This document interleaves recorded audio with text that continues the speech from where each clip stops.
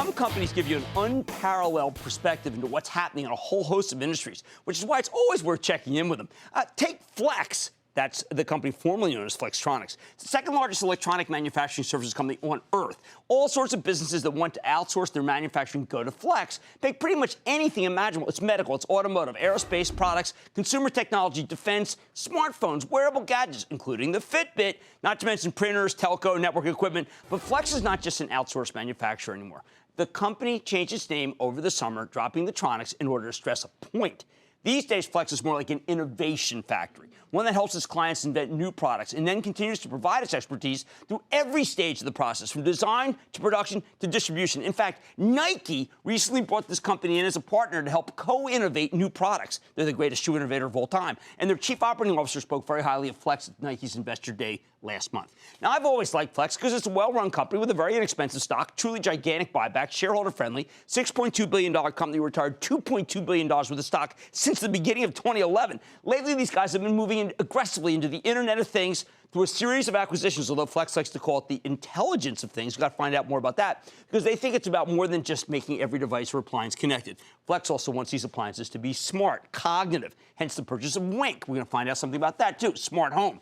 Now, let's check in with Mike McNamara, the CEO of Flex, find out more about how his company's doing and where it is headed. Mr. McNamara, welcome back to Mad Money. Good to see you. Mike, have a seat. I had to give a long introduction because you changed your name, and you clearly are thinking about being embedded. And I'm going to start right with Nike because Nike is, I think, the great manufacturing marvel of our time, dominant in Europe, dominant in China, dominant here. What do you do? Well, you know, Nike picked us to be their manufacturing partner of the future. So as they think about how do they innovate into the future, how do they innovate products, how do they get to customers all around the world quicker, faster, and maybe more disruptively with their products, they've done a brilliant job of integrating technology and style and wearability with manufacturing. So they kind of picked us to be the partner. So think about it. Doing shoes is not really what you'd think about with Flex. Well, but the technology of Nike is, they're a technology company that makes shoes. And they are a manufacturing revolution company. They are going to the next generation. And they want a next generation manufacturing partner that can help them take them into automation and machine-to-machine communications and integrated supply chain, all the way integrated in the manufacturing process. They want to get to their customers quicker, faster. And in these kind of technologies, you can use a tremendous amount of automation. You can change style, you can change color, you can change support systems, and you could do it in many more locations, much quicker. With you. Well, all right, now how about this? Now, this is a product I happen to love, okay? It is a very high-tech product with health and wellness inside it. It is not a toy. This is a very complicated device to manufacture. What do you do with this one? So we manufacture it. So we've been a partner of Fitbits for quite some period of time. But James Bark, huh? James Bark. And they're tearing it up in the stock market, as you know. Right. So great company, great technology. And they've taken just a fitness tracker where it just monitors steps and that all the way into, and it's moving into wellness. And if you think about it as the body is a great source of data where you can now manage it to go optimize it. Optimize your own performance, optimize health, get data about your body, which is a place where people really don't have quantitative data. You also do that with, say, seat belts in a car, right? They can be smart and can wake us up. This is the kind of technology, connected technology, that is the intelligence of things. Yeah, you can put it into fabrics. You can put it into the steering wheel. You can put pressure monitoring. You could have little cameras in that can monitor the eyeballs. You can look for sleep. You can monitor heart rate in your car. If your heart rate stops to drop, it might mean that you're becoming sleepy. It might send you a signal. The applications of these kind of technologies is really pretty ubiquitous across all different product categories. Including connected home? Connected home is one of our favorite categories because we just think about the world being connected. You know, you talked about the intelligence of things when you first started. And we think it's not about the Internet of Things, it's the intelligence of things, which means the end nodes, the end devices are now connected, and they're capturing environmental data. And with that environmental data, you can adjust, you can change, you can modify your environment, you can adapt to things. Wink is a device where it's basically the smart platform, or almost the operating system of all connected devices in the home.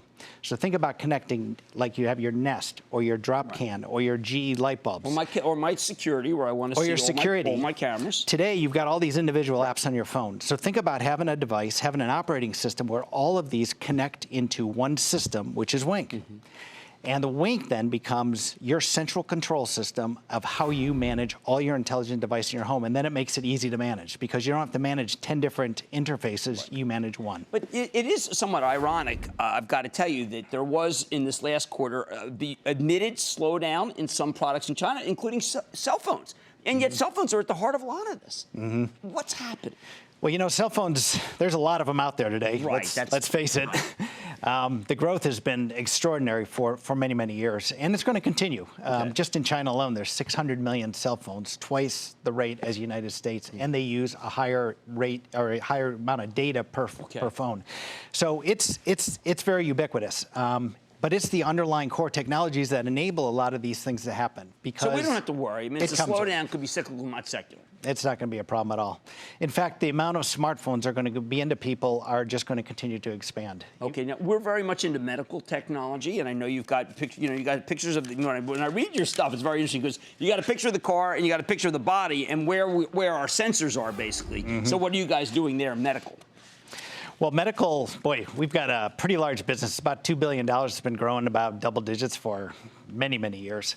And we'll do anything from diagnostics to medical equipment to any kind of wearable technologies to blood glucose meters to drug delivery devices. Because we have Dexcom, boy, it's pretty broad. Which is a blood glucose monitor company. See, the missing piece of the puzzle for me is when I see you, as always, I think this is such an exciting story, and you've got such a good read, and you're clearly the best because the companies that are choosing you are the best. But the stock is still so darn cheap. Even though you have bought back a third of it, what is the market waiting for?